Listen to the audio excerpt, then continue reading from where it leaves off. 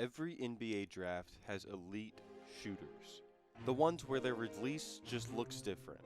The ones that make scouts lean forward. And we've seen this story before.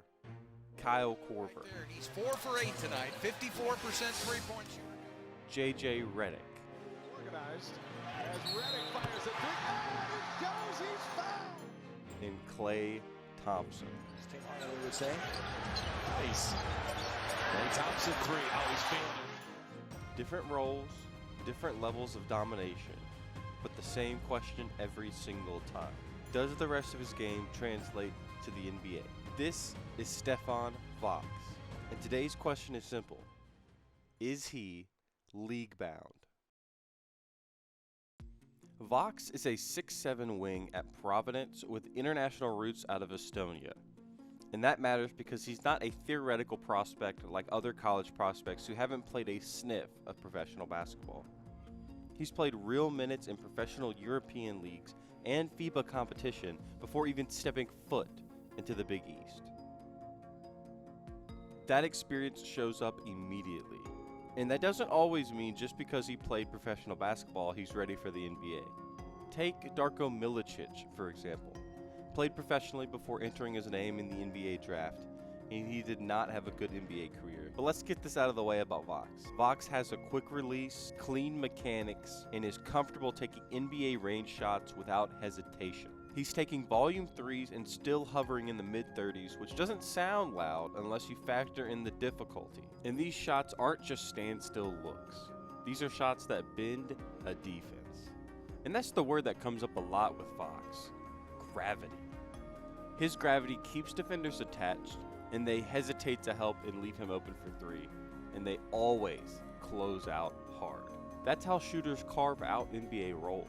But this is where the league-bound question actually begins. Because in the NBA, everyone can close out. Everyone runs shooters off the line. So the real question isn't, can Stefan Vaaks shoot? It's what does he do after the closeout? Well, Vaaks has enough handle to attack space. He has a fluid handle. And he also plays with patience and smartly uses angles to gain advantages on his defender, opening up opportunities for himself and his teammates. But here's where he gets into some trouble. At times, he defaults back to his jumper just like any shooter would. Not because he can't pass, but because shooting is his comfort zone. And this is where scouts pause the tape. Now, he's shown flashes of his great playmaking ability. There's also his tunnel vision. And in college, that's manageable. But in the NBA, if you don't turn the gravity you have into easy offense for others, your minutes shrink fast. Now let's talk about Vaaks' defense. Vaaks has size. He has solid footwork like most European players, and he also competes on closeouts and understands positioning very well. But screen navigation is kind of his biggest issue on defense. He does get clipped a lot on screens. He gives up a lot of separation, and he tends to chase players over screens instead of navigating under and recovering back to the player. And against bigger, more physical wings, strength also becomes an issue. This isn't about being elite defensively.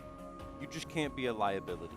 Because especially in the NBA, defensive liabilities get picked on constantly by NBA offenses. And if he could stay connected and avoid being targeted, his offensive game does the rest of the work.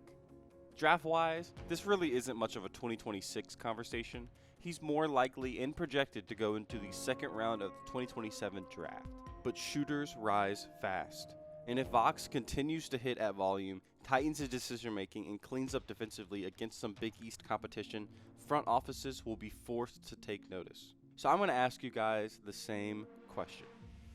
Is Stefan Vaaks league-bound?